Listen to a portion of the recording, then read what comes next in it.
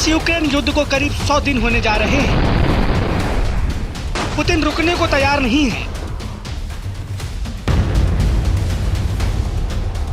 Zelensky झुकने को तैयार नहीं है। दोनों की जिद ने दुनिया को तीसरे विश्व युद्ध के मुहाने पर खड़ा कर दिया है।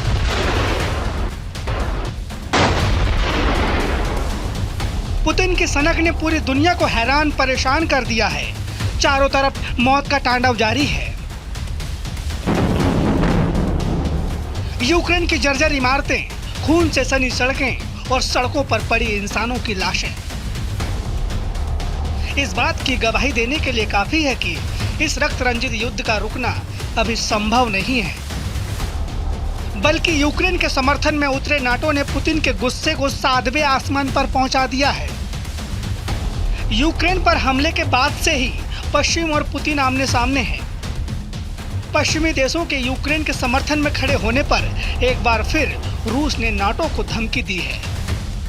रूसी राष्ट्रपति व्लादिमीर पुतिन ने सख्त लहजा अख्तियार करते हुए कहा, अमेरिका की तरह फ्रांस और जर्मनी यूक्रेन को हथियारों की सप्लाई करके गलती कर रहे हैं। अगर उन्होंने सप्लाई बंद नहीं की तो अंजाम बुरा होगा। उनकी दखल अंदाजी से यूक्रेन में हालात और खराब हो सकते हैं।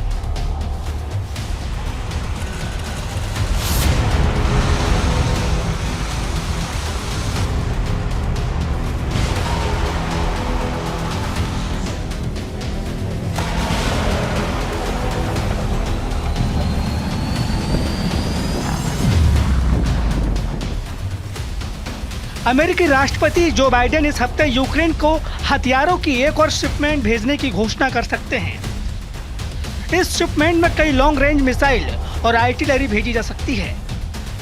अमेरिका और नाटो के जरिए यूक्रेन को भेजी जा रही हथियारों की खेप से खपा रूस और आक्रामक होता जा रहा है। रूस ने केंद्रीय यूक्रेनी शहर निप्रो के एक सैन्य ठिकाने पर जबरदस्त हमला किया है। हमले में करीब 12 लोगों की मौत हो गई और 30 लोग घायल हुए। जंग की शुरुआत से अब तक निप्रो रूस के हमले से बचा हुआ था। लोग पूर्वी शहर से भागकर वहां पर शरण ले रहे थे, मगर ज़ेलेंस्की पुतिन के बम और बारूद से अपने निप्रो को बर्बाद होने से नहीं बचा सके। कीव, खार्किव, दोनबास और मारियोपोल समेत तमाम शहर यूक्रेन की सेना के कब्रगाह बने हुए हैं। पुतिन के पावरफुल हथियार यूक्रेन में हाहाकार मचाए हुए हैं। पुतिन की मिसाइलों ने पश्चिम के माथे पर चिंता की लकीरें खींच दी है।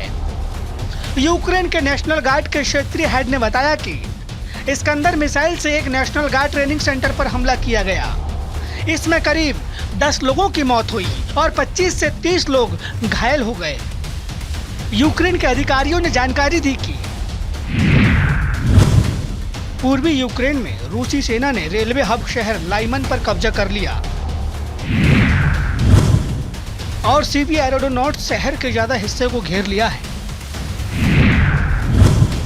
और साथ ही कीव की सेना हफ्ते भर से मॉस्को के हमले का सामना कर रही थी। अभी भी पूर्वी डोनबास में डिफेंसिव लाइन रखी है। इसके बावजूद 2 प्रमुख मोर्चों पर रूस की सेना ने हाल के दिनों की अपनी ताकत दिखाई है और हमलों की रफ्तार बढ़ा दी है।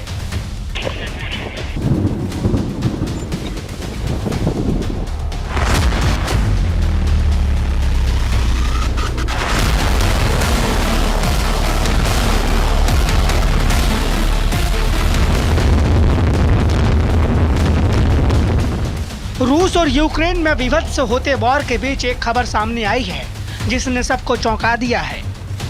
व्लादिमीर पुतिन की तबीयत को लेकर कई एजेंसियों के अलग अलग दावों के बीच ब्रिटेन की गुप्त एजेंसी MI6 का दावा हैरान और परेशान करने वाला है।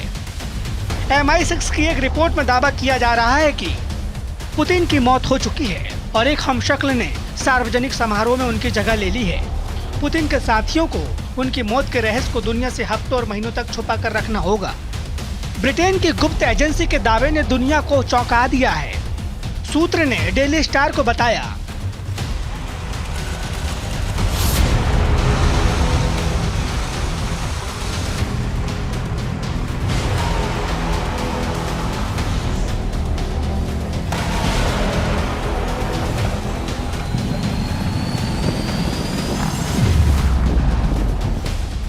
पुतिन बेहद बीमार हैं और अगर उनकी मौत हो जाती है तो इसे कई हफ्तों तक या कई महीनों तक के लिए गुप्त रखा जाएगा।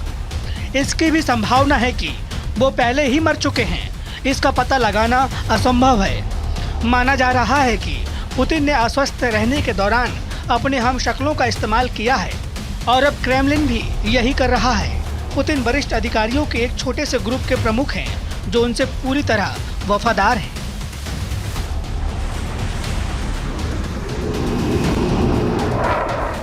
सूत्र के हवाले से खबर में कहा जा रहा है कि पुतिन के करीबियों को सबसे बड़ा डर इस बात का है कि उनकी मौत की खबर बाहर आते ही रूस में तख्ता पलट हो सकता है और रूसी जनरल यूक्रेन से सेना को वापस बुला लेंगे।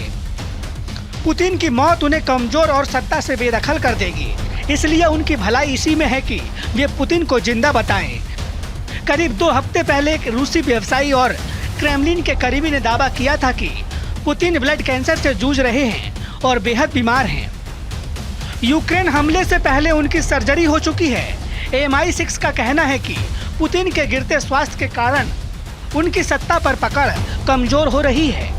वो क्रेमलिन को अव्यवस्था और अराजकता में झोंक रहे हैं।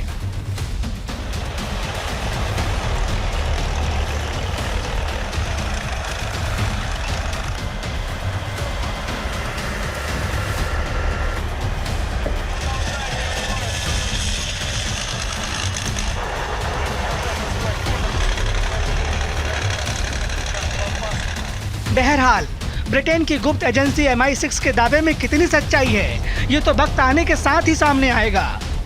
मगर रूस और यूक्रेन के बीच जारी युद्ध दुनिया को तीसरे विश्व युद्ध के करीब ले जा रहा है। दुनिया के लिए बेहद खतरनाक साबित होगा।